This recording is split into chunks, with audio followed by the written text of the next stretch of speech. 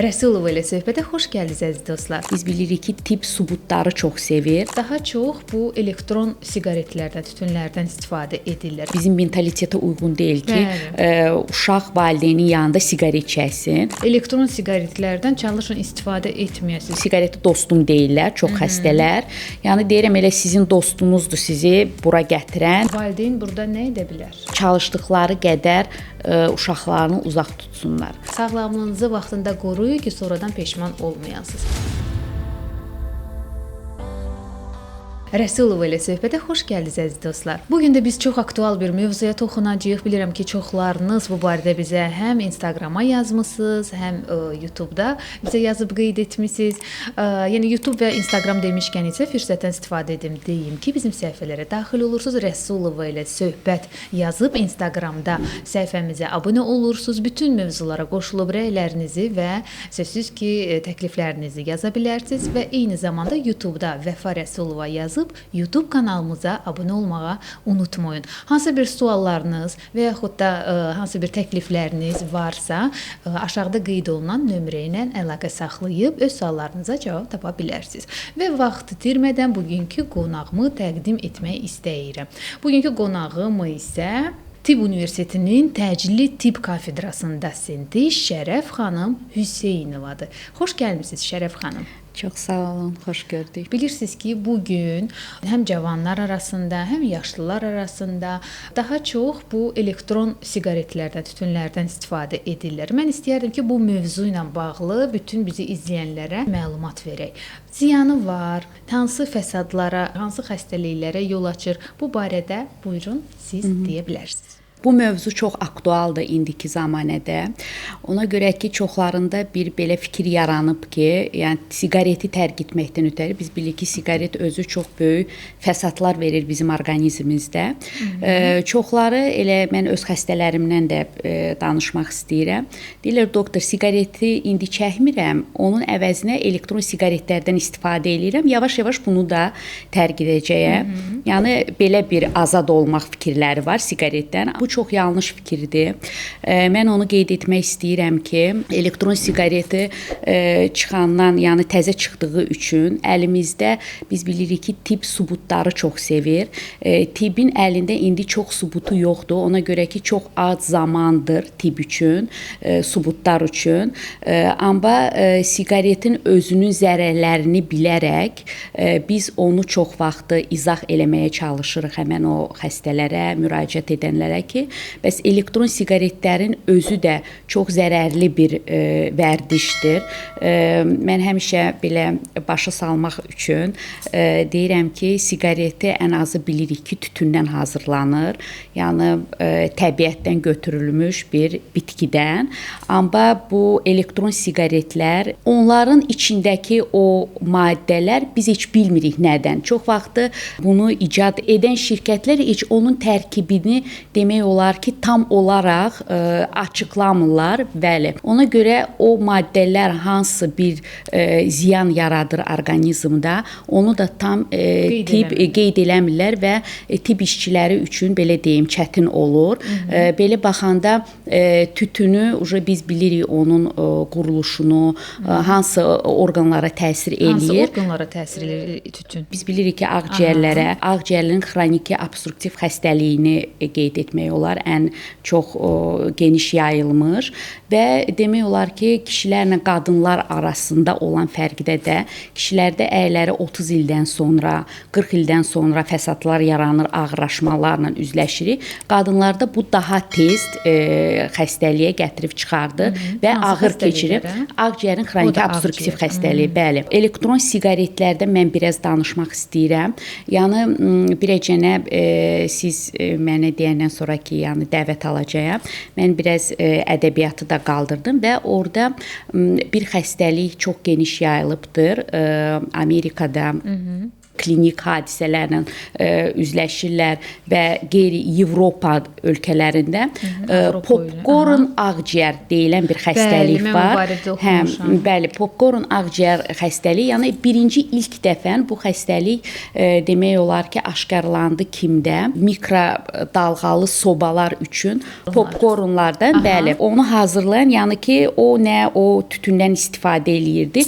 Orada olan aromatizatorlardan, xüsusi maddə aromatizatorlar, hansı ki, yəni o popkornlara vurulurdu. İşçi onlarla bir vasitə kontaktda olduğu üçün bunun ciyərlərində həmən bu xəstəliyi aşkar elədilər birinci səfər və buna popkorn ağciyər xəstəlikləri adını qoydular. Ona görə ki, askultativ olaraq bu xəstələri qulaq asanda bunların ciyərlərində popkorn necə partlayır? Bəli. Yəni eyni şəkildə biz demək olar ki, bu xəstələrdə eşidə bilərik və demək olar ki, burada o həmin aromatizatorlar elektron siqaretlərdə də istifadə olunurlar və əgərləri bu insan təmasda olmaya, yəni ki, belə deyim də istifadə eləməyib, amma burada bunun ağciyərlərində bu patologiyanı aşkarlayıblarsa,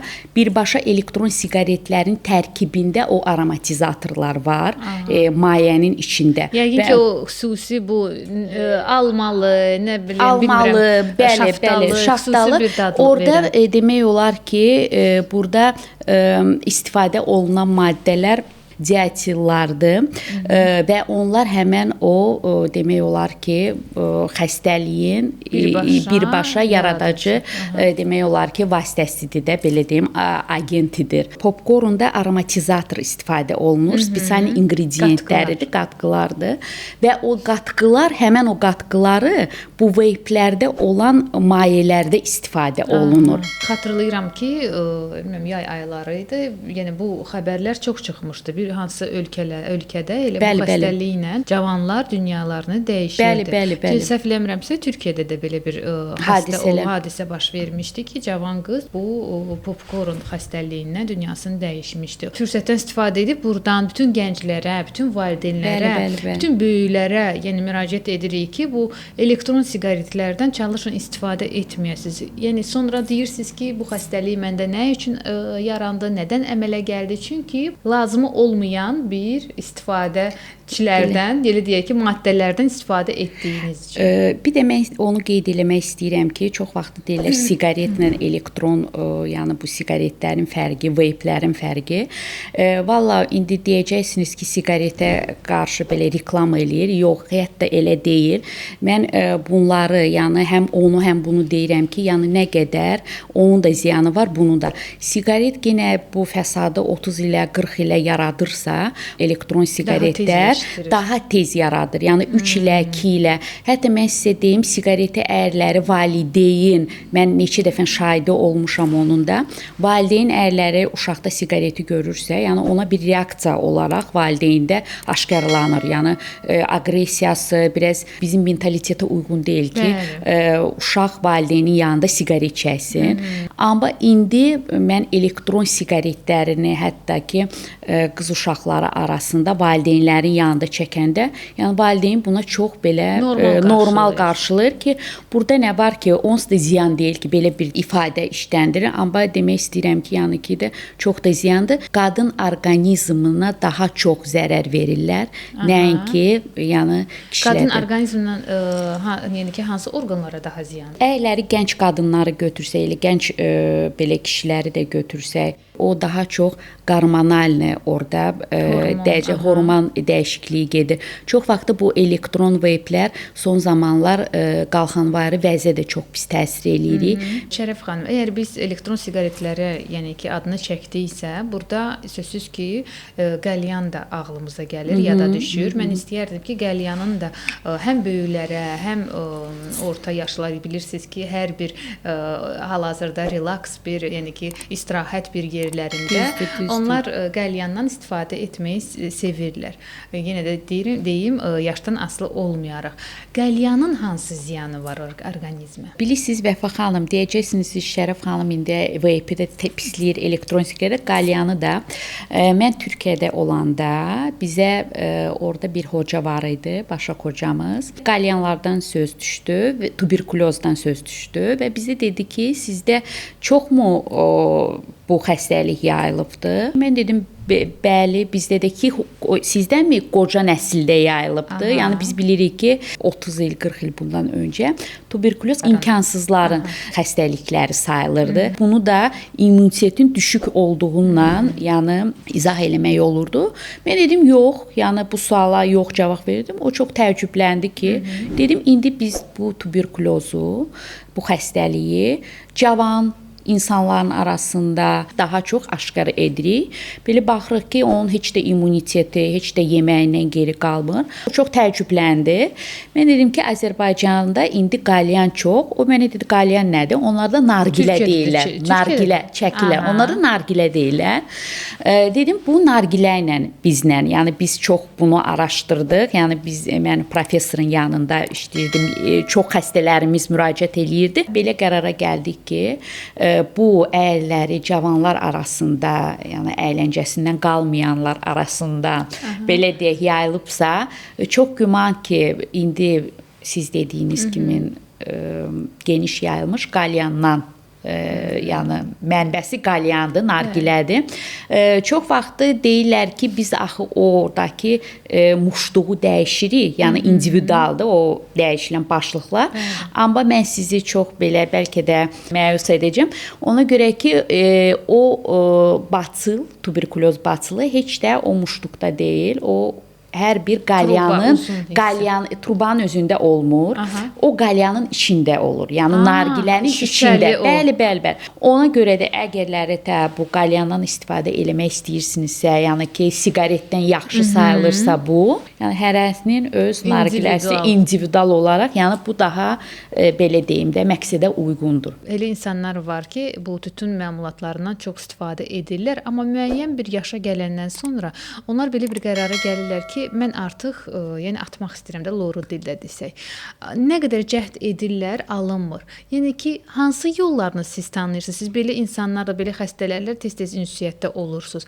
Hansı yol daha asan yoldur ki, onlar tütün məmulatından azad olsunlar?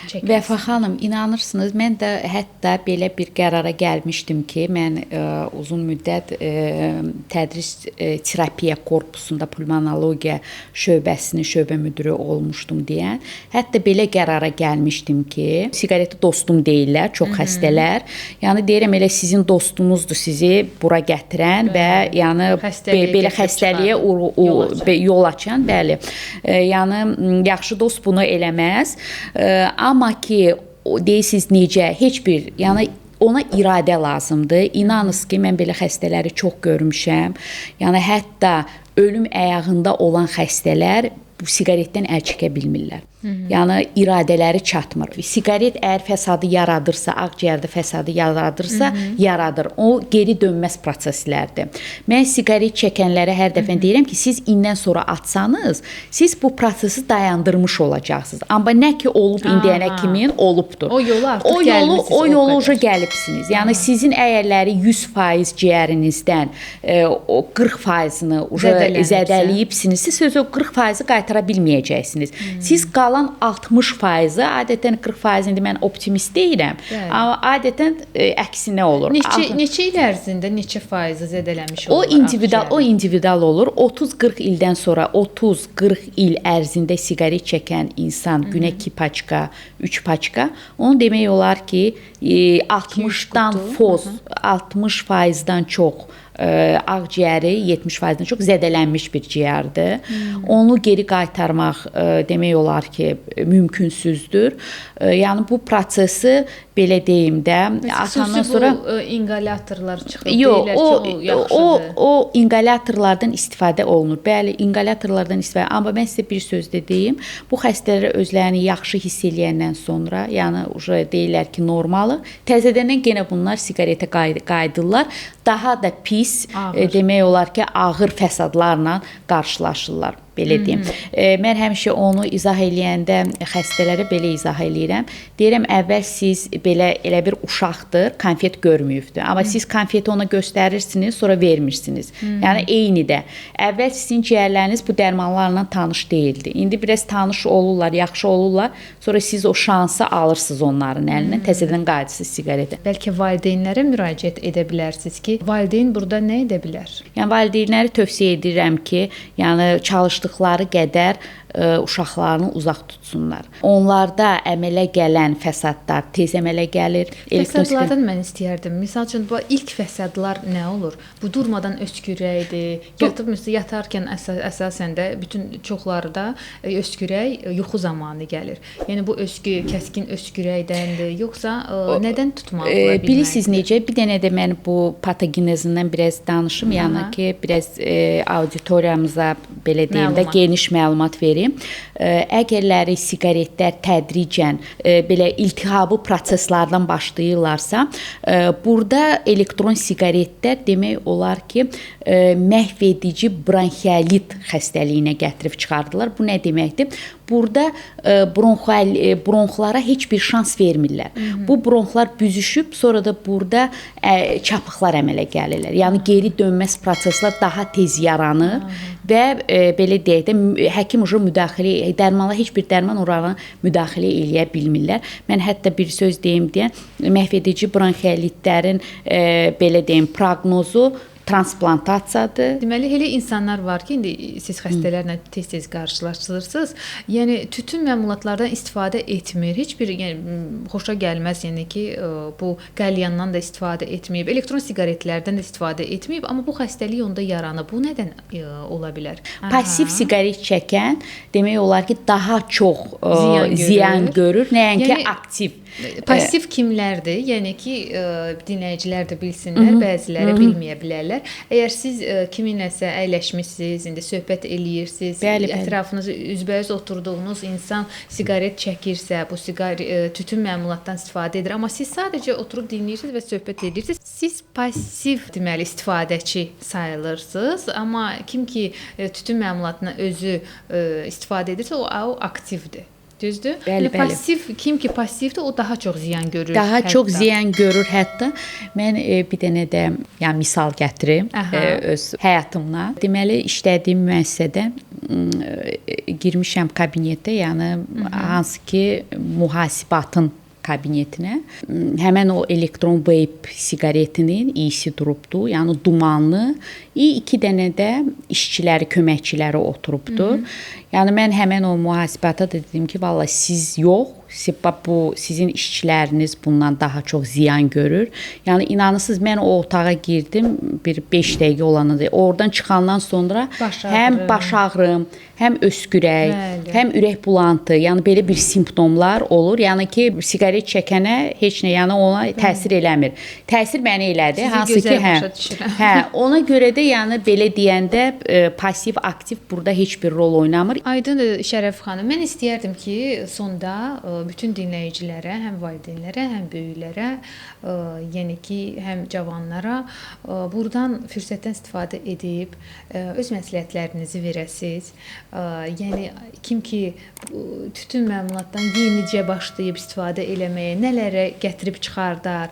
Yəni bir valideyn kimi, yəni ki öz sözünüzü öncədən deyə bilərsiniz ki, əgər gələcəkdə hansı bir fəsadlar, hansı bir xəstəliklərlə qarşılaşmaq istəmirsinizsə, indidən nə etməlidirlər? Əgərləri gələcəkdə belə deyim, siqaret ağciyərin xroniki obstruktiv xəstəliyinə gətirib çıxardır. Elektron siqaretlər isə təzə bir xəstəlikdir, ona gətirib çıxardır. Hətta mən sizə deyim, bu eval xəstəliyi 2-3 ildən sonra əmələ gəlir. Amma axı bayaq dediyim kimi 30 ildən 40 ildən sonra əmələ gəlir. Yəni bu təbii siqaretdən əmələ gələn xəstəlik. Bu da ki, sizin elektron siqaretin. Yəni əgərləri çəkmirsinizsə, amma çəkmək istəyirsinizsə, yəni bu yola düşməyin, bu yola getməyin.